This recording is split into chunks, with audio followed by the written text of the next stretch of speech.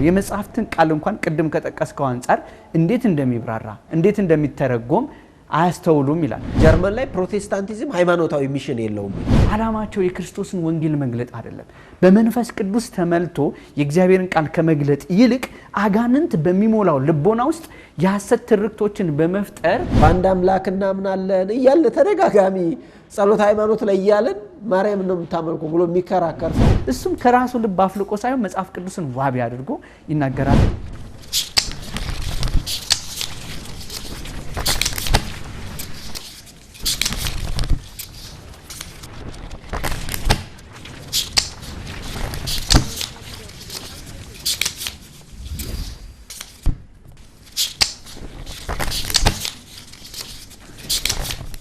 ዋና ጭብጡ የገድል ጭብጡ ምንድነው ሲባል ክርስቶስን አሳይተው እኛ አምላክንን ብለው አያውቁም። በስመ አብ ወወልድ ይገልጠዋል። እዛ በስመ አብ ወወልድ መንፈስ ቅዱስ ብለው ነው የሚጀምሩ። ክርስቶስን የባህሪ አምላክነት እንዴት መጾም እንዳለብን፣ እንዴት ትእዛዝ እግዚአብሔርን መጠበቅ እንዳለብን፣ እንዴት ክርስቲያናዊ አለባበስ መልበስ እንዳለብን፣ እንዴት ከጣዖት አምልኮ መራቅ እንዳለብን ያስተምራሉ ነው እና እንዴት በሐሰት ወነጀሏት ነው ቤተክርስቲያንን። ሁለተኛ ደግሞ ቤተክርስቲያን እነዚህ ተረት ተረት የሚሉት ቁም ነገር ያለው ክርስቶስን የሰበኩ ናቸው ይሁት ነው። ሁሉም ወደ ክርስቶስ የሚያቀርቡ ናቸው እያለ ዓላማው ያንን ይናገራል እና ጨካኞች ምንም ርህራሄ የሌላቸው ሐሰት ለመናገር እንትን የማይሉ ናቸው። እኔ ትዝ ይለኛል አሁን እሱ ሲያነሳው በጣም ትዝ የሚለኝ አንድ ሰው ዩቲዩብ ላይ የሚለቃቸውን ሙሉን ዳታ መስራት ይችላል ሰው ከ80% በላይ የሚሆነው ስለ ገድል ብቻ ገድላት እንደዚህ ቁም ነገር አላቸው በስመ አብ ብለው ይጀምራሉ አይልም። ስለ ክርስቶስ ለክርስቶስ ብለው ሰማዕትነት ተቀበሉ ሳይል ማለት ነው። ገድላት እንዲህ ናቸው እንደዚህ ሆነው እንደዚህ ፈጥረው ጥንቁልና መተት ብሎ መጋቢ ፓስተር የተባለ ሰው አለ። ይሄ አሁን አያሳፍርም? ለአንድ እንትን እንዴ ምንም ወንጌልን እንኳን አልሰበከም ይሄ ሰው። የሰበከው ገድላት እንዲህ ናቸው ብሎ ስድብ ነው እንትን ያለው እና ማዕረግ መስጠት ራሱ እስከዛ ድረስ መድረስ ምን ያህል እንደወረዱ ያሳያል። አንዱ ደግሞ እንደዚሁ ተችቶ መጽሐፍ ቅዱስ እንደዚህ የተጻፈ መጽሐፍ ቅዱስንም ይተቻሉ አሁን እና ኢትዮጵያዊ ሉተር ብለው ሴሚናሪ ላይ ነው ትልቅ ኮንፈረንስ ላይ ኢትዮጵያዊ ሉተር ተብሎ ይሞካሻሉ። ገድል የሚተች ሰው በእነሱ ዘንድ እንደ ጀግና ጀብዱ እንደሰራ ይሄ እንግዲህ ምንጩ ከየት ነው እንድንል ያደርገናል።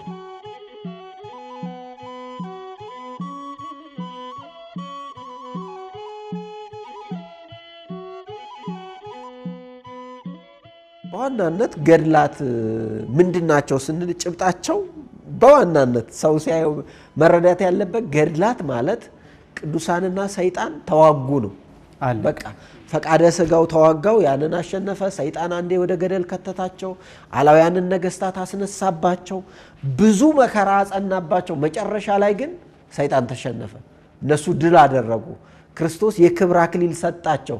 ስለዚህ የጦር አውድማ ነው። ያንን የጦር አውድማ ድሉ በቅዱሳን ተጠናቀቀ ይላል። ስለዚህ ገድልን ታዲያ ሰይጣን ለምን አይዋጋው ነው አሁን እኔ የማስበው እሱን ነው። አሁን እሱም እንደገለጠው ይሄን ያህል ውጭ ዓለም ላይ እኔ ገድል የለም በመሰረታዊ ዶክትሪን ነው እንጂ ሰው የሚከራከር ምን የሚለው ጠባ ነጋ ማለት ያ ተቋም የተቋቋመለት ዓላማ የለውም ማለት ነው። አሁን የመንግስት ተቋማት ሲቋቋሙ ያ ተቋም ይሄ ነው ሚሽኔ። አሁን ቤተክርስቲያን ገድላትን እንደዚህ ቅዱሳን በህይወት ያስተማሩበት ስለሆነ ቀበለዋለሁ እንደዚህ ብላ ቢበላሹ ግን በመጽሐፍ ቅዱስ አረማቸዋለሁ ይሄን የሚያርም ሊቃውንት ጉባኤ ያለኝ እያለች አፈጻጸም ላይ ክፍተት ካለባት ራሷ ተቋሙ ለምንድነው ማሰሩ ብላ ሊቃውንት ጉባኤን መጠየቅ። እዚህ ክፍተት አለ ወይ ከመጽሐፍ ቅዱስ ጋር እንዳይቃረን ልጆች ነው የምትላቸው። መጽሐፍ ቅዱስ ስር ነው። አሁን እዚህ ላይ የሚያነሳው ምንድነው ለቅዱሳን ምንጫቸው ስራቸው ግንዳቸው ክርስቶስ ነው ይላል። ለገድላት ምንጫቸው 10 መጽሐፍት ነው የሚባሉኝ መጽሐፍ ቅዱስ ምንጫቸው መጽሐፍ ቅዱስ ነው። ከዛ ምንጭ ከወጡ የምታረመው ባለቤቷ ቤተክርስቲያን ነች እንዴ። ዓላማ ያለው ማለት ነው የተቋቋመለት ዓላማው ያ ነው ተቋሟ። አፈጻጸም ላይ ችግር ካለም እሷ ነች የምታየው። የውጭ ኦዲት ያደርጋል አይደል? የውጭ ኦዲት የውስጥ ኦዲት አለው ተቋም የራሱ ኦዲት ያለው ራሱ አለው አይደለም እንጂ ሌላ ተቋም የማያገባው መጥቶ እኔ ነኝ ኦዲት ማረግልኝ ቢለ ማንም አይቀበለውም።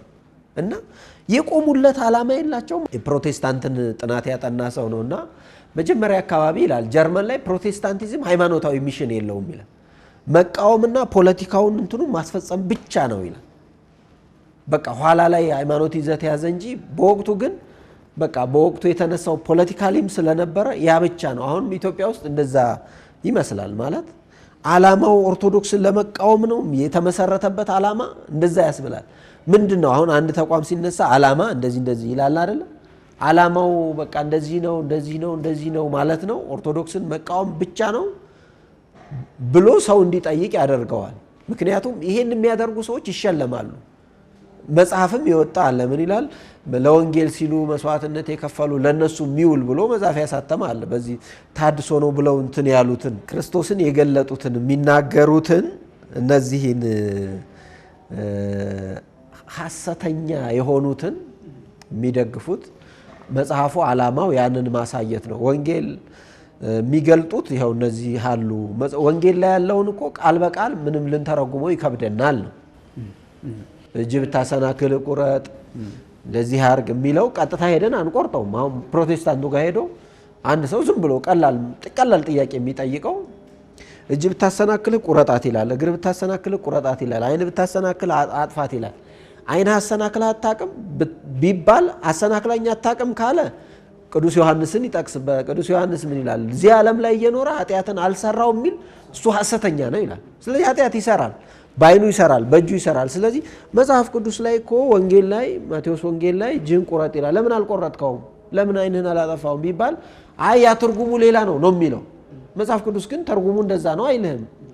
ገድላት ናቸው የሚያብራሩት እያለ ያንን ያብራራል። ወንጌልን እንዴት እንደምንኖር ያሳዩናል ነው። አዎ በነገራችን ላይ እዚህ ተቃውሞ የሚቃወሙ ሰዎች ብሎ የጠቀሳቸው 3 አካላት ናቸው። የመጀመሪያው ያው እንዳብራራው የፕሮቴስታንት እምነት ተከታዮች ናቸው። ያው ፕሮቴስት ሲያደርጉ የየራሳቸው አስተምሮ ኖሯቸው በዛ አስተምሮ ላይ ያለው ልዩነትን አምጥቶ ይሄ ከዚህ አንፃር እንዴት ሆነ ብሎ አመክንዮ ማቅረብ ሳይሆን የሐሰት መረጃን በመጥቀስ ዝም ብሎ ስም መስጠት ነው። ያልተፈጠረ የሌለን ታሪክ ገልጾ በመጽሐፍ ቅዱስ ላይ እንኳን የሐሰት ትምህርትን አምጥቶ መዋሸት ነው ይላል። ሁለተኛ ተሐድሶ የሚባሉ አሉ። ተሐድሶች ለይቶላቸው ከቤተ ክርስቲያን ወጥተዋል። የቤተ ክርስቲያን ልብስ አልጣሉም፣ የቤተ ክርስቲያን ቆብ አልለዩም። ነገር ግን የሆነ ግዕዝ ይናገራሉ ቤተ ክርስቲያን ያሉ ለመምሰል። በዛ ውስጥ በቃ ያላቸውን ተቃውሟቸው ልዩነታቸው ከፕሮቴስታንት ጋር ምንም ልዩነት የላቸውም ይላል። ሶስተኛው ግን ኦርቶዶክስ ተሐድሶ የሚባሉ አሉ ይላል። ማለት ባሰፋፈራቸው ነው። ምንድነው? በቤተ ክርስቲያን ውስጥ አሉ መርጠው ይቀበላሉ ይላል። አይ እኔ እንትኑን እቀበላለሁ ይሄኛው እንኳን በዚህ ይስተካከል እንጂ የዚህ ችግር የለብኝም ይሄኛው ግን አልቀበልም የሚል የሚከፈል የሚጠራጠር ልብ አላቸው ይልና የሶስቱንም መገለጫዎች የሚያምኑባቸው የሚያነሷቸውን ጥያቄዎች ያመጣል። ሌላውና ወሳኙ ነገር በክርስቶስ ኢየሱስ ላይ ያላቸው መረዳት። ይሄንን ከመናገራችን በፊት ያለን ልዩነት እነሱ ቅዱሳን ይበሉ እንጂ ክርስቶስ ላይ ያላቸው እምነት ፈጽሞ ትውልድ ገዳይ መጽሐፍ ቅዱስ ያልመሰከሩት ትልቁ ምንፍቅና ነው። አማላጄ ሲሉ ከአባቱ እያሳነሱት ወዴት ነው የሚያማልደው?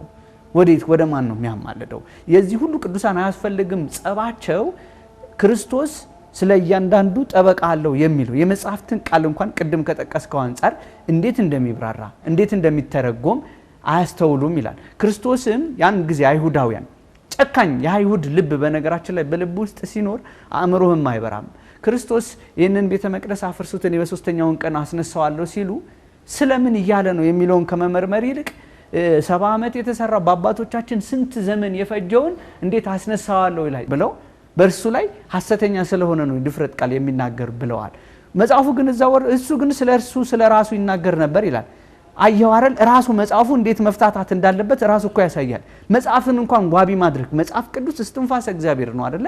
ያንን ዋቢ ማድረግ አይፈልጉም። ለምን? ዓላማቸው የክርስቶስን ወንጌል መግለጥ አይደለም። በመንፈስ ቅዱስ ተመልቶ የእግዚአብሔርን ቃል ከመግለጥ ይልቅ አጋንንት በሚሞላው ልቦና ውስጥ የሐሰት ትርክቶችን በመፍጠር ልክ ለክርስቶስ የተቆመ በሚመስል በሱፍ የቆመ የሰይጣን ሐሳብ ትመለከታለ። በትክክል እዚህ መጽሐፍ ላይ የተገለጠውም ይሄ ነው። ሐዋርያው ቅዱስ ጳውሎስም ሲናገር ቀጥታ ምንድን ያለው? እኔ ክርስቶስን እንደምመስል እናንተ እኔን ምሰሉ ነው ያለው። ዩሲ ራሱ ክርስቶስን እኔ ምንም አላስፈልጋችሁም አላለም። በተጋድሎ ውስጥ ትናንትና ካለፍኩበት መንገድ ወጥቼ እኔን ይላልና እዚህ ላይ ያሰፈረው አንድ ቃል ያወራና እዚህ ላይ የጠቀሰው ቃል አለ። እዚህ 154 አካባቢ ክርስቶስ በኔ ይኖራል እንዳለው በቅዱሳን ላይ አድሮባቸው የሚኖረው ክርስቶስ ነው። በጳውሎስ ላይ ክርስቶስ ባያድርበት ኖሮ የቅዱስ ጳውሎስ ልብሱ ድውያንን ባልፈወሰ ነበረ። ሐዋርያት 9:11 የክርስቶስ ማደሪያ ሆነው ባይገኙ ኖሮ አቡነ ተክለ ሃይማኖት በአንድ እግራቸው ቆመው ለ3 ዓመታት መጸለይ ባልቻሉ ነበረ። ፍጡር በፍጡርነቱ ይህን ማድረግ በፍጹም አይችልም። ክርስቶስ ያደረበት ሰው ግን በክርስቶስ ሆኖ ሁሉን ማድረግ ይችላል። እየዘረዘረ ወደዚህ ይመጣል። አሁን ቅዱስ ጳውሎስ የተናገረውን ዋቢ አድርጎ ነው። ስለዚህ ለልጁ የተናገረውን በእግዚአብሔር ቤት እንዴት መኖር እንዳለብህ እንዲገባ በምን አይነት መመላለስ እንዲገባ እነግርሃለሁ ይላል። ስለዚህ የትኛውንም ነገር ብትጠይቁ በስሜ ብትጠይቁ እኔ አደርገዋለሁ፣ በስሜ ብትጠይቁ አደርገዋለሁ እያለ ክርስቶስን ጠይቁልን ብንጠይቀው ያደርጓል ይላል። እንደዚህ ይሉና እነዚህ ሰዎች ሁለት ሐሳብ እንዳለ ለሌላው ሰው እኔ ማለድልሃለሁ ይላል። ራሳቸው ከጳውሎስ ጋር ያስተካክላሉ። እመቤታችን ቅድስት ድንግል ማርያምን ክርስቶስ ያደረባት ልክ ይሄ አባ ጊዮርጊስ ዘጋስጫ ሲናገር ቅዱስ ያሬድም ሲናገር የሚደንቅ አይደለ? ስለ ነገረ ልደቱ ያ እሳት በጨርቅ ተጠቀለለ ይላሉ። አየህ እግዚአብሔር ያላቸው ሰዎች ሲያመሰጥሩት ራሱ የማይቻለውን እንዴት መች ለምሳሌ እሳት በጨርቅ መጠቅለል ይቻላል? አበልቶት አይደለም ሄደው። ይሄ ለፍጥረታዊ ሰው እኮ አይሆንም። ይሄንን ያደርጋል። እነሱ ግን እኔ አማልድልሃለሁ ይሉና በጣም የሚደንቅህ ነገር። ሁለተኛ ሐሳቡ እንኳን ተሳሳቱ ብንል እንዴት እግዚአብሔርን የሚፈራ ሰው ይዋሻል? ውሸት ማለት አንዱ በነፍስ ውስጥ የሚያስጠይቅ ከ10ቱ ትእዛዛት አንዱ ነው አይደለ? ሐሰት ማለት ይሄንን አንግቦ የሚሄድ የእምነት ተቋም ነው ቢል ክርስትና ራሱ ሞራሊቲ ከሌለው በነገራችን ላይ አንድ እምነት የራሱ መገለጫ ሊኖረው ይገባል። አንደኛ የሚፈራው አምላክ ለሚፈራው አምላክ የሚገዛለት በትክክል ሊዳሰስ የሚችል ሊዳሰስ የማይችል ሐሳባዊ አምላክን የሚያመልክ የማይጨበጥ የሰው ልጆች የሚያምኑባቸው ይሄ በተፈጠረው ዓለም ውስጥ መገዣቸው መጽሐፍ ቅዱስ ነው። ከዚህ ውጪ ሐሳብ እየተራመደ እንዴት እንደሚሄድ ዘርዝሩ የቅዱሳኑን ታሪክ ሁሉ አሁን በየአስፋልቱ ውስጥ ኪዳነ ምሕረት ኢየሱስ ክርስቶስ ነው ይላል። ኪዳነ ምሕረትን መቃወም ነው ለነሱ። ልክ ትናንትና የነበሩ ሰዎች የእንጨት ፋቂውና የምናምን ልጅ አይደለም ብለው ክርስቶስ ሊያድናቸው የመጣውን ሁሉ እንደ የጽርፈት ቃል እንደሚናገሩ ሁሉ በድፍረት በሁካታ እንዲ ሲናገሩ መዝሙር 88ን ቀደው ሊጥሉት ነው እነሱ። ከወደድኳቸው ጋር ቃል ኪዳኔን አደረኩ ይላል። ማን ነው አድራጊ? ራሱ ክርስቶስ። ልክ መዝሙርና በነገራችን ላይ ይሄ መጽሐፍ ብሉያትና ሐዲሳትን እያነጻጸረ ሁሉ ይላል። እግዚአብሔር ብርሃኔና መድኃኒቴ ነው ይላል ዳዊት። እዚህ ጋር ደግሞ ክርስቶስ እኔ የዓለም ብርሃን ነኝ ይላል። ይሁሲ ብርሃን ሳለላችሁ በብርሃኑ ተመላለሱ ይላል። እግዚአብሔር ከእንቅልፍ እንደሚነቃ ተነሳ ይላል። ክርስቶስ እንደተነሳ ይናገራል። እነሱ ግን በዚህ ቃል ራሱ መጽሐፍ ቅዱስ የሚለው መቀበል አይደለም እናሳ ሲል ይህንን የመጽሐፍ ቅዱሱን ሐሳብ በማጣመም የራሳቸውን ሐሳብ መንገር ነው። ስለዚህ ነቅተን መዳን የሚገኝበትን የአባቶቻችን ትምህርት እንያዝ። እንዴት እንያዝ? መጽሐፍቶቻችንን እንወቅ። ካላወቅናቸው ነገ ለሚመጣው ትውልድ አሳስቶ ይናገራል። የተክለ ሃይማኖትን ገድል ሲያነበው በረከት አገኝበታለሁ ከክርስቶስ ጋር ምንድን ያለው? ያ ቅድም በጠቀስከው ላይ በዛፉ ላይ ያደረው አንተ በዛፉ ላይ ያደረ ሰዎችን የምታስት ሆይ በጌታዬ በኢየሱስ ክርስቶስ ብሎ ነው እኮ አይደለ ሲናገሩት የነበረው ጻድቁ አባታችን። ከዛ አንተ አምላክ ከሆንክ ንገረን ሲል እኔም አምላክ አይደለሁም እኔም እናንተም የፈጠረው አንድ ኢየሱስ ክርስቶስ ነው። ለምን ይሄንን አልጠቀሱም? ምክንያታቸው ስለ ክርስቶስ መናገር ሳይሆን ክርስቶስ ብለው በስሙ የሚጠሩት የሐሰት ወንጌልን መስበክ ነው። ይሄ መጽሐፍ ደግሞ በቀናቸው በቁጥራቸው ይናገራል። አንበበው ቢያገኙት ዋናው ነገር በርግጥ በማይመቸን መንገድ የነሱ የሚጠቅሱትን በማውራት የምንድንበትን ነገር ማጥፋት አይገባንምና እኛ ገና ያልጨረስናቸው በርካታ ነጥቦች አሉ። እስቲ ሌሎችም ከመጽሐፉ ካነሳቸው በጣም ሰፊ ነው። 360 ምናምን ገጽ ነው። 4 ምዕራፍ ይኖረው እንጂ ብዙ ንዑስ ርዕስና የነዚህ የሐሰተኛ ትምህርቶቻቸውና ሐሳቦቻቸው ይናገርና ይሞግታል። ልክ መዝዶተ ጽድቅ እንደተጻፈው ወይም ደግሞ የሊቁ የአባታችን የኔታ አድማሱ ጀንበሪ መጽሐፍ እሱ ነው ማለታችን ሳይሆን ጥያቄ ጠይቀው መልስ የሚመልሱበትን መንገድ የሚከተል መጽሐፍ ነው። የፕሮቴስታንቶቹን ሐሳብ ቀጥታ ይወስድና የመጽሐፍ ቅዱስን ሐሳብ ያወጣል። ከዛ ማብራሪያው ሲያመጣው ጥናታዊ ይዘት ያለው ነው። በነገራችን ላይ ጥናታዊ ስለሆነ ማብራሪያው ሲሰጥ የሁለቱን ያነጻጸርና ምክንያቱ ለምን እንዲሆነ የሚስት ሰው ነው ይሄን የሚያደርገው ወይስ ሌላ ዓላማ ያለው ሰው ነው ሲል የራሱ ማብራሪያ ያነሳል። እሱም ከራሱ ልብ አፍልቆ ሳይሆን መጽሐፍ ቅዱስን ዋቢ አድርጎ ይናገራልና እስቲ ሌሎች ነጥቦችን እንመልከት። ማለት ያነሳበት እንደውም ምን ላይ እንደደረሰ በተለይ አሁን የፕሮቴስታንቲዝም ምን ላይ እንደደረሰ ለምሳሌ ኢትዮጵያ ውስጥ ብቻ በእንግዲህ የተመዘገቡ ከ15000 በላይ አለ።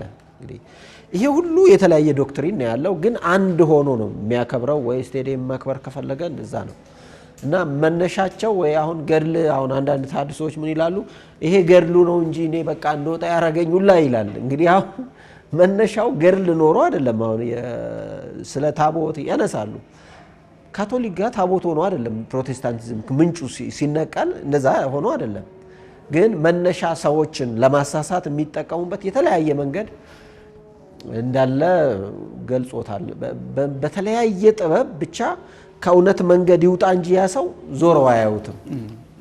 ያንን ለምንድን ነው ይሄንን የሚያደርጉት የሚለውን ስናየው አንደኛው በእነሱ ዘንድ እንግዲህ ቅዱስ የሚባል ሁሉም ኦልሞስት ቅዱስ ነው ይሉታል። ግን እንደዚህ ተጋድሎ አድርጎ እንደዚህ አይፈለግም። ያ ሲጀምር መጋደልም ስለ ክርስቶስ መሞት እንትን ማለትም ምንም ጥቅም የለሽ ነው ብለው የሚቆጥሩ አሉ።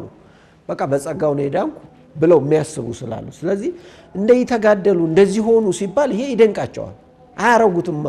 ስለማያደርጉት እነሱ ጋር ስለሌለ ሊያደርጉ የሚችሉት መቃወም ነው። ሰይጣን የሚያደርገው ያንን ነው። ያንን በተግባር የሚገልጥ እስከሌለ ድረስ ያንን ያደረጉትን ሰይጣን አድሮ ሊሆን ይችላል እንግዲህ ይገልጡታል ማለት አሁን አንድ ዓለሙ ላይ ያለ ሰው ዝም ብሎ ዓለም ላይ ያለ ሰው እንዳለው የሆነ ነገር ያጠናና ይሄ ገድል እዚህ ያለው እንዲህ ያለው ብሎ ትችት አይደለም የሚያቀርበው። ይሄ ሙያዊ ትችት እንኳን ሲሆን ምንድነው የሚያደርገው? ሪኮመንዴሽን ምክረ ሐሳብ ይልና ይሄ ቤተክርስቲያኗ እንደዚህ ነው የምታምነው፣ መሰረተ እምነቷ ይሄ ነው። እዚህ ላይ ግን ካለም ማለት ነው እዚህ ላይ ግን ከዚህ ጋር የሚቃረን መሰለኝ እንዴት ያውት ይሆን ይሄንን አይተው ቢያብራሩት ብሎ ምክረ ሐሳብ ሊሰጥ ይችላል። ዓለማዊ ሙያ ያለው እንጂ ዝም ብሎ የሆነ ነገር ተነስቶ አንዷን ቁንጽል አንዷን ኮፒ ብቻ ይዞ መንገድ ላይ የገዛትን ይዞ እንደዚህ አይቻለው እንደዚህ ያመልካሉ እንደዚህ ይሆናሉ የሚለው ምንም መሰረታዊ አስተምህሮ ምንድነው ነው? መሰረተ እምነት እንለዋለን። መሰረተ እምነታቸው ላይ አንድ አምላክ በሚሆን በአብ በወልድ በመንፈስ ቅዱስ አምናለሁ እያልን እየመሰከርን አይደለም ብሎ የሚከራከር ሰው እንግዲህ መሰረተ እምነቱን ትቶ በዛ አይነት መሆኑ በጣም አሁን ላይ ያለውንም ያነሳል። በርግጥ ምዕራባውያን የት እንደደረሱ ሰውን ማምለክ ላይ ነው የደረሱት ማለት ያው በነገራችን ላይ አሁን የውጭ ፕሮቴስታንት አሁን ባለው መረጃ ለምሳሌ በትልልቅ አውሮፓ ሀገራቶች ውስጥ ተዘግተው ወደ ሌላ አምልኮ ወይም ደግሞ አሁን ኒው ኤጅ ሙቭመንት ወደሚባለው ደረጃ ላይ ደርሷል። በሀገራችንም አንዳንድ ሀሳቦች የዛ ቅጂዎች ይመጣሉ። ለምን እንደዛ አልሆነችም? ቅናት ነው መሰለኝ። ለምን መሰለ ቅናት ነው ማለት የእውነተኛው የእግዚአብሔር መንፈስ ከሌለበት አሁን እግዚአብሔር መንፈስ ካለበት እኮ ያ ታላቁ ዲያቆን ለሰዎች ተመርጦ የሚከራከሩት ሁሉ አፋቸውን ሲያስይዛቸው እሱ ግን ሲከራከራቸው በዛ በትንሽነቱ ቃለ እግዚአብሔር ሁሉን አውቆ ሞገታቸው አልቻለው። ከዛስ ወገሩት አይደል? እስጢፋኖስን በሁሉ ዘንድ አሳፍሯቸው ነበር።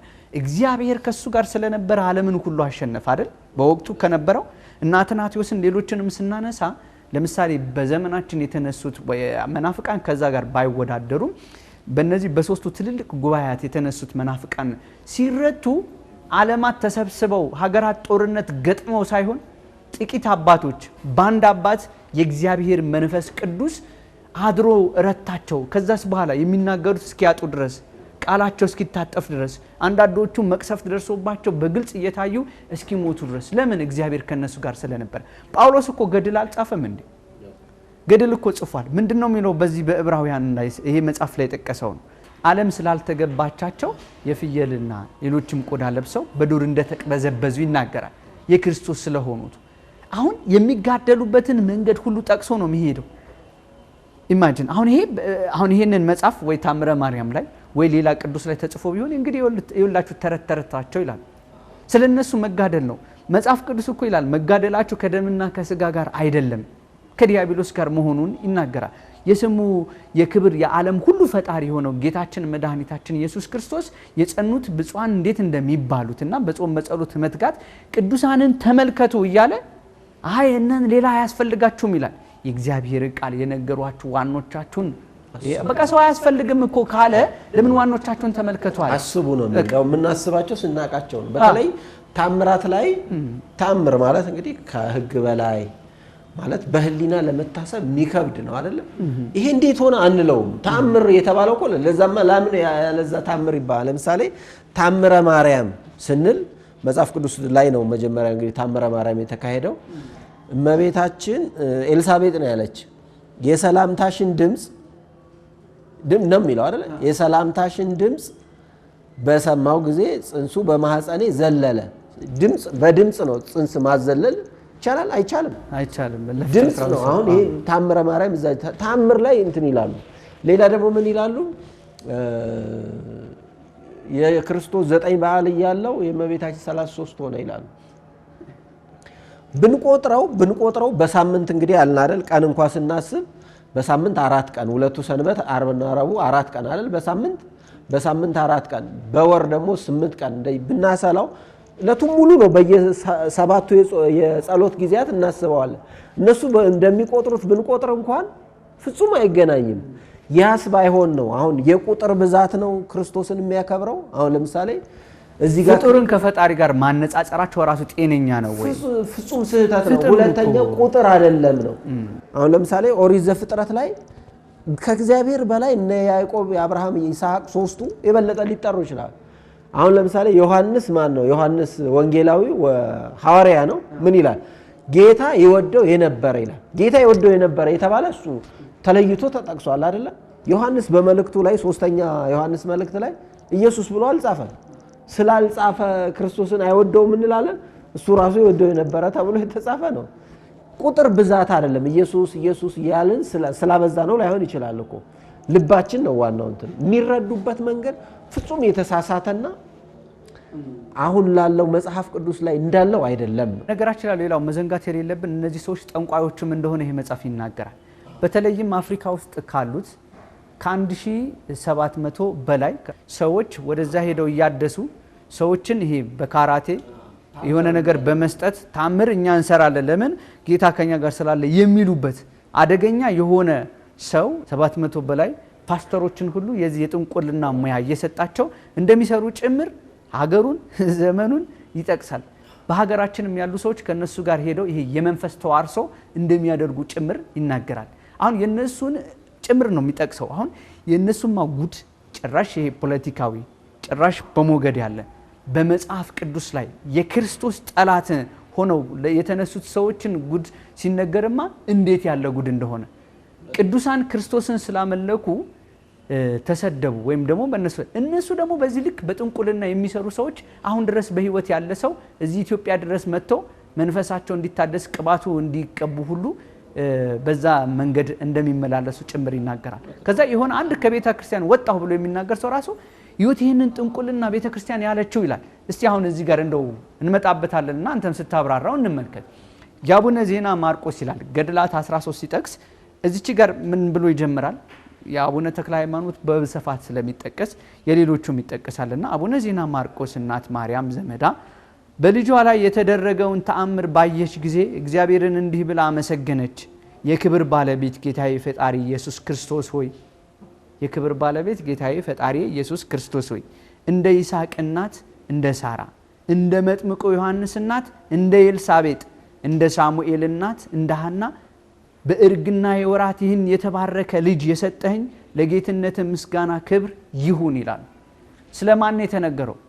ስለ ዜና ማርቆስ መወለድ። ዜና ማርቆስ ማን ነው? ስለ ክርስቶስ የሚሆኑ ጣዖታትን ሁሉ አፍርሶ በክርስቶስ የሚያምኑ አይሁዳውያን ልብ ያላቸው ጭምር የክርስቶስን እያፍታታ የሚናገር ከማን ተገኘ? ይኸው ወላጆቹ ማን እንደሆኑ በጌታ በክርስቶስ እንዴት እንደሚያምኑ ስመ እግዚአብሔርን ጠርተው ያመኑ ጨዋዎች ምናልባት ቀደም ብለን የኢትዮጵያ ኦርቶዶክሳዊት ተዋሕዶ ቤተክርስቲያን ምእመን ስነ ልቦና እንኳን ስናይ ጣሊያኑ ተወሮ ወደዚህ ልትወር መጣ በተማረከች ጊዜ ይሄ የተማረኩ ሰዎች ያነሱት የተናገሩት የነበሩት አንደኛው ምስክርነት እነዚህ ያመኑ ጨዋዎች ናቸው። ይሄ የታሪክ ጻፍቶች ሁሉ በእነሱ ሙዚየም ውስጥ የሚገኝ እስቲ ነው ይሄ የተማረኩ ሰዎች ያነሱት የተናገሩት የነበሩት አንደኛው ምስክርነት እነዚህ ያመኑ ጨዋዎች ናቸው። ይሄ የታሪክ ጻፍቶች ሁሉ በእነሱ ሙዚየም ውስጥ የሚገኝ እስቲ ነው ያለን ያንን ነገር ያመኑ ጨዋ ማለት እንደዚህ ይገልጡታል። ስለዚህ የቅዱሳን የመጡበት ከየት መጡ የሚለውን ነገር ሎጂካሊ አሁን እዚህ ጋር ለምሳሌ ጣዖት ሲያመልኩ በዚህኛው ቀን ጣዖት ግብር ይገብሩ ነበር ክርስቶስም እንደዚህ እንትን አላቸው ከዛ ተቃወሙና መጻፍትን አጠፉ አይደለም እኮ ስለ ክርስቶስ ነው የሞቱት። እነዚህ ሰዎች እውነተኛ የክርስቶስ ሰዎች ቢሆኑ እንዲህ ብለው መጥተው እዚህ ጋር ቀላቀሉ ይሄ እንዴት አለው ቢሉ አንድ ነገር እኮ ነው ለመወያየት አይ ከዚህ አንፃር ነው ይባላል። ፈጽሞ ግን ጥላቻዎቻቸው በዚህ ልክ ሲገለጥ በጥንቁልና ደግሞ እንደሚያመልኩ በጥንቁልና ጭምር ያንን እንደሚያደርጉ ልብን እንለው ይገባል የሚለውን ሐሳብ ለማድረግ ልክ ነው። ተአምር በተለይ የሚሉት እነሱ አሁን ይሄን ተአምሩን ይነቅፉና የቅዱሳንን እውነተኛውን ራሳቸው ደግሞ ተአምር እናደርጋለን ይላሉ ነው። አሁን ይሄ በሳይንሱ አሁን የሚያሳፍር ነው። በነገራችን ላይ ይሄን የሚያጋልጡ አሉ። ሂፕኖቲዝም የሚባል ሰዎችን መጣል ማሲስትሪያ የሚባል ሳይንቲፊካሊ የሚሰራ ፕራክቲስ የሚያደርጉት ነው። ሚስቅ አሁን እነዚህ ኢአማንያን የሚባሉ ለካ እንደዚህ ነው ክርስትና ብለው ክርስትናን በነዛ ልክ እንዲለኩት የሚያደርግ ወንድማችንም ጠቅሶታል። ብዙ ነገር የሚያደርጉ ኤቲኤም እንትናልን እንደዚህ ያረግን ብራ በዛን አሁን እነዛ ሰዎች አሁን የስልክ ቁጥር ይናገራሉ አይደል? የዛሬን ሎተሪ ቁጥር ንገረኝ ቢሉት አይናገርም። የሚጠቅመውን አይናገርም ስለማያውቀው ነው ማለት እንደዚህ ለህዝቡ የሚጠቅም ነገር እኮ ዘይት አሁን ኤልሳ አበዛ ይላል አይደል? ዘይቱን አብዝተው አይሰጡም። ዘይቱን ሰው እንዳይጠቀምበት ግን እያፈሰሱ የሚያረጉት ናቸው ይናገራል። ለዚህ የጥንቁልና ስራ የሚሰሩ ሳይንስ ትሪክ የሚባሉትን የሚሰሩ አሁን ያን ቦንሳ የሚባል ነው ቀደም ስሙ በተለይ ጠንቋዩ ቦንሳ ይባላል ይናገራል። ለዚህ የጥንቁልና ስራ የሚሰሩ ሳይንስ ትሪክ የሚባሉትን የሚሰሩ አሁን ያን ቦንሳ የሚባል ነው ቀደም ስሙ በተለይ ጠንቋዩ ቦንሳ ይባላል እዚህ እዛ ዘርዝሮታል። እና እነዚህ ምን ያህል ከክርስትና ውጪ እንደሆነ ያስቀመጠበት ነው። በጣም የሚያሳፍር የሚናገሩት አሉ ማለት ነው። ምንም ሊሆን የማይችለውን ነገር አሁን የተናገሩት አሁን ይከሽፋል። እና ያንን ደግሞ ተመሳሳይ ጥንቁልናዎች የሚሰሩት ትሪክ የሚሰሯቸውን አይነት እዚህ ጋር እግዚአብሔር ገልጦልኝ ነው የሚሉት በአደባባይ ነው የሚሰሩት። ተሳስተው ነው ሰዎች ፐርሰናሊ እንዳንል ይላል እሱ። አይ ሰዎቹ እነዛ ተሳስተው ነው እንጂ አስተምሮ አይደለም እንዳንል በአደባባይ ለህዝቡ ነው ይሄው ተአምር ተደረገ የሚሉ እያለ ያስቀምጠዋል። ስለዚህ አጠቃላይ ምንድነው ማንም ሰው ቢያነበው ይመከራል። ማንም ሰው በተለይ በሌላው ቤተ እምነትም ያሉ ቢሆኑ አንብበው መተቸት አይከለከልም። ሙያዊ በሆነ መንገድ ማቅረብ ይቻላል እኮ እዚህ ያለውን ቢያነቡትና እስኪ ልብ ወደ ልባቸው ቢመለሱ። አሁን አንድ ሰው ዝም ብሎ መጠየቅ ያለበት እኔ ይመስለኝ ለምሳሌ አንዱ ኢየሱስ ብቻ ነው የሚል አስተምህሮ ያለው አለ፣ ሌላው ደግሞ ስላሴ የሚያምን አለ፣ ሌላው ደግሞ በውሃ ልጠመቅም ይላል፣ አንዱ በውሃ ተጠመቃለሁ ይላል። ብዙ አይነት አስተምህሮ አለው፣ ግን ስሙ አንድ ሆኖ ባንድ የሚያመልክ አለ አይደለ? የትኛው ነው ልክ ብሎ ማሰብ አለበት። ኢየሱስ ወይም ክርስቶስ መንፈስ ቅዱስ የገለጠ ለማን ነው? ለአንዱ አንድ ነኝ ብሎ ለአንዱ ስላሴ ነኝ ያለ ለአንዱ በውሃ ብለው ዝም ብለው ራሳቸውን ቢጠይቁ 15000 የሆነ እውነት ሊኖር አይችልም። አንድ ብር አለ ኖት እዚህ የተመሳሳይ ዶክመንት ቢሆን አውተንቲኬት የሚሆነው አንድ ነው ሊሆን የሚችለው አንድ እምነት ነው የሚለውም እና እንዲያዩ ማለት ራሳቸውን ቢያው ሌላውን ከመተቸት አላማ አርጎ ገድላትን አሁን ከኛ የሚሄዱት ነው አይደል? ከኛ በሆነ መንገድ ሲሄዱና ጀግና ነው ጎበዝ የሚባለው ሲሳደብ ነው። እና ያ ልክ እንዳልሆነ እንዲያው ማድረግ እንደው አስፈላጊ ከሆነም ደግሞ አንብበው የሚመሰገኑ ናቸው። የሆነ ነገር ላጥንተው እንደዛ ቢያደርጉ በጣም ቤተክርስቲያን ጥሩ ነው አይደለም? ይሄ ከዚህ አንፃር እንዴት ታዩታላችሁ? ይሄ ከወንጌል ጋር ተጣረሰብን የሚል ሰው እኮ ምንም የሚወቀስ እኮ አይደለም። እነሱ ግን እንደዛ አይደለም። በቃ በጥላቻ የሆነ ነገር ሲያደርግ አንድ ሰው የሆነ ነገር አደረገ አይደል? ከምን አንፃር አደረከው አይሉ ወዲያውኑ መፈረጅ ላይ ነው የሚሄዱ። ጣዖት ነው የምታመልከው፣ እንደዚህ ነው የምታደርገው፣ ከክርስቶስ አስበለጣችሁ እንደዚህ ይላሉ። አሁን መጽሐፍ ቅዱስ ላይ እኮ አለ እንደዛ የሚመስላቸው ነው። ከክርስቶስ የበለጠ የሚመስላቸው አለ። ምን የሚል አለ? ወንጌል ላይ ያለ ነው ሉቃስ ወንጌል 13:6 ላይ ያለው ምንድነው የሚል? ምድርን አጎሳቆለች ፍሬ አላፈራ ያለች አንድ ሰውን ነው የሚናገረው። ለእስራኤል ቢመሰልም በአንድ ዓመት ሄድኩ አላፈራችም፣ በሁለተኛው ዓመት ሄድኩ አላፈራችም፣ በሶስተኛው ዓመት ሄድኩ አላፈራችም ይላልና ቁረጣት አለው መልአኩን ይላል። እንግዲህ እግዚአብሔር ጨካኝ ሆኖ መልአኩ አዘነ ልንል ነው? መልአኩ ምን አለው? አትቆረጥ እባክህ ብሎ ተማጸነው ይላል።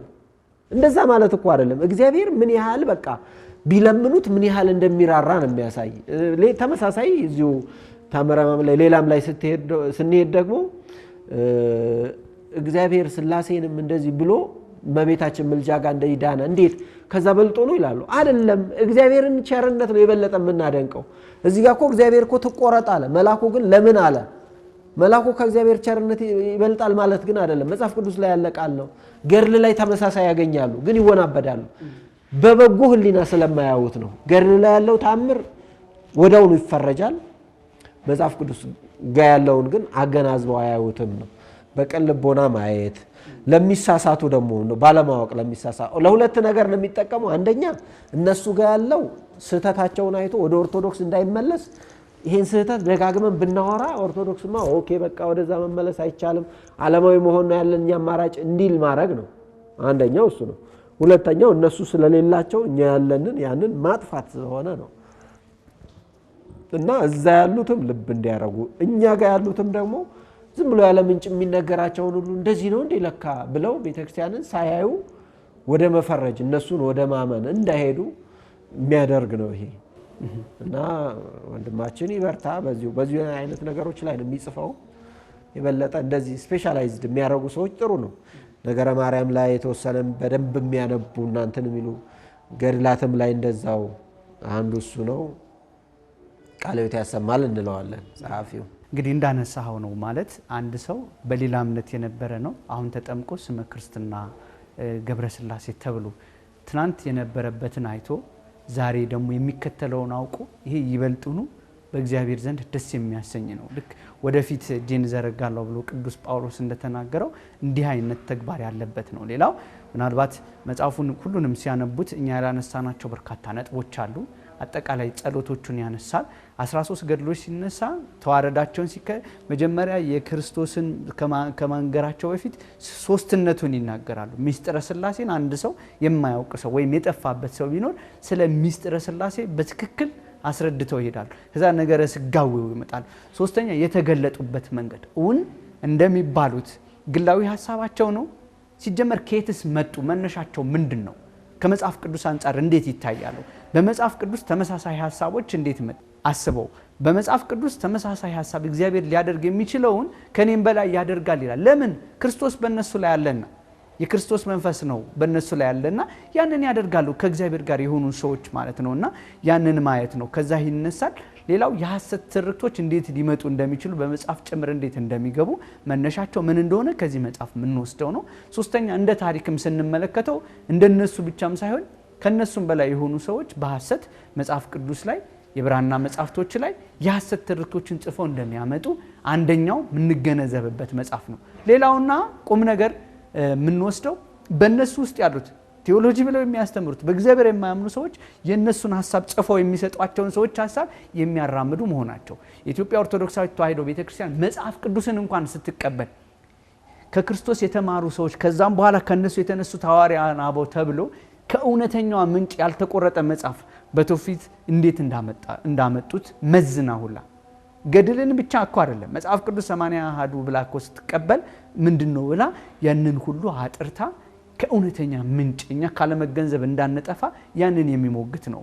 ፕሮቴስታንቶች ብቻ አይደሉም ነብይ ነው ስለሚሉትም ሰዎች እሱ ነብይ ሳይሆን ነብዩን የፈጠረ ስለመሆኑ ነገረ ሥጋዌው እንዴት መረዳት እንዳለብን ከሰዎች ሊና በላይ የሆነውን ነገረ ተዋህዶ አብራርቶ ይላል። በተለይም አሁን ገና ብለን ስናከብር በተለምዶ ገና ከምንል አምላክ ሰው ሆነ ልደት ስናከብር እንዴት ሰው ሆነ ስንል አጋጣሚ እንደነዚህ አይነት መጻፍቶች ስናነሳ ክርስቶስ በገድላትም በመጽሐፍ ቅዱስም ልክ አማላጅ ነው የሚሉት ሰዎች ከተዋህዶ በኋላ ምንም ማማለድ እንደሌለ ማለት እሱ ቅድምናም የነበረው ከአባቱ ጋር የተካከለ ሰውን ሲያከብር ሰው ሆነ ራሱን አዋርዶ መቀማትን አልቆጠረም ብሎ ራሱ ቅዱስ ጳውሎስ እንደተናገረው በሰው ሲገለጥ በሰው አንጻር ሲታይ ክርስቶስ ሰውን መሰለ ከኃጢአት በስተቀር በትህትና ተመላለሰ ያንን አብነት አድርገን ለሌላው መውደድን ፍቅርን በዛ ልክ ራሱ ቅዱስ ጳውሎስ እምነት ተስፋ ፍቅር አንድ ላይ ነው ከሁሉ ግን ብሎ የጠቀሳትን ያንን አጽንተን እንድንሄድ እንድናውቅ ጭምር ስለሚጋብዘን በቤታችን ቁጭ ስንል የምናነበው ሌሎች የሚናገሩ ስተት በክርስቶስ ላይ እንደ ድራማ አይተን ሁላ የምንስቅበት አሁን እኮ ኮሜዲ ጠፍቶ እኮ ድራማዎች ወደዛ ሽፍት ያደረጉበት ሂደት ነው በነገራችን ላይ በክርስቶስ ላይ መሳለቅ ራሱ አንድ አይፈቀድም እኮ ጳውሎስ ይናገራል አትሳቱ ክርስቶስ አይዘበትበት መንፈስ ቅዱስን መሳደብ ነው ክርስቶስን ባልተገባው ልክ መግለጥ ምንፍቅና ስድብም ጭምር ነውና ያን ሁሉ እንዳይመጣብን አባቶቻችን በተጋድለዋቸው ምን ሰጡን ገድላት ምንድናቸው እነሱ በሚያንቁ አንድ ጊዜ ሁሌም ስንሰማው እውነት ይመስለናል ለምሳሌ የህሊና ጸሎት ሲያነቡ ሰዎች ጠላቶችን ቁረጯቸው ምናምን አሁን በቲክቶክ ሲመላለስ ነበር ዳዊት በተመሳሳይ እኮ ይላል እኮ አይደል ጠላቶችን በላቸው እንዳይኖሩ አኗኗራቸውን አጥፈታቸው ከዘር ማንዘራቸው ደምስሳቸው ይላል ምን ማለት እንደሆነ እንኳን አነጻዴ መጽሐፍ ቅዱስ እንዲያለ እንዴ ይዩት ይያሉ ሲያነሱ ማወቁን የሌለው ሰው መረዳቱን የሌለው ሰው ሊጠለው ነው ማለት ነው ስለዚህ መደንገጥ እንደሌለብን ከምን አንፃር ያንን እንደሚጽፉ ይህ መጽሐፍ ዋቢ አድርጎ ይናገራል እንዳልከው ለወንድማችን ቃለ ሕይወት ያሰማልን አንተም እዚህ ድረስ መጥተ በመጽሐፉ ላይ ያሉት ሐሳቦች ከምን አንፃር እንደተጻፉ በቤተ ክርስቲያን እንዴት ይገለጣሉ የሚሉትን እዚህ ተገኝተ ስላብራራ ከልብ ነው የምናመሰግነው እግዚአብሔር ያክብርልን መስበምራን ያደለልን ክቡራን ተመልካቾቻችን ስትከታተሉት የነበረው የአውደ መጽሐፍት ዝግጅታችን መቋጫውን በዚህ ልክ አድርጓል ማለት ነው በሁለት ክፍል ወደ እናንተ ሲደርስ የነበረው መጽሐፍ በዛሬ በዚህ ክፍል ተጠናቋል ማለት ነው እንግዲህ ሺህ ክርስቶሶችን ሲነሱ አንድ ክርስቶስ ስለመኖሩ በዚህ መጽሐፍ ቅዱስ ዋቢ አድርጎ የቤተ ክርስቲያናችን ትምህርት መረዳት እንዳለብንና ሁለተኛ ገድላት ድርሳናት ሲነሱ ክርስቶስን የበለጠ ያጎሉልን የማይዳሰሰው አምላክ ሰው በሆነበት ነገረ ስጋዊው አምላክ ስለ ሰው ልጆች ያደረገው የገባቸው ቅዱሳን ስለተካፈሉት መከራና በክርስቶስ በማመናቸው የደረሰባቸውን ጿተ መከራ እንደዚሁም ደግሞ የጸኑት ብፁዓን የሆኑት ደግሞ በተጋድሏቸው አምላክ የትድረስ እንዳከበራቸው የምንረዳበት መጽሐፍና በሐሰት ግን የሐሰት ትርክት እንዴት መናፍቃን እንደሚያስገቡ በዚህ መጽሐፍ የተረዳንበት ነው እናንተም በሁለቱም ክፍል ካመለጣችሁ በዩቲዩብ ቻናላችን ላይ ይገኛል ለሌሎችም አጋሩ ልቦናቸው ለተከፈለባቸው በማመን ውስጥ ያሉት ሁለት ሐሳብ ያላቸው ባለመረዳት መጥፋት እንዳይኖር በመረዳት ውስጥ በእውቀት እንድናመልክ አምልኳችን በዛ እንዲሆን የቤተ ክርስቲያንን ትምህርት መስማት አለብን ስለተከታተላችሁን ከልብ እናመሰግናለን ቸር ቆዩልን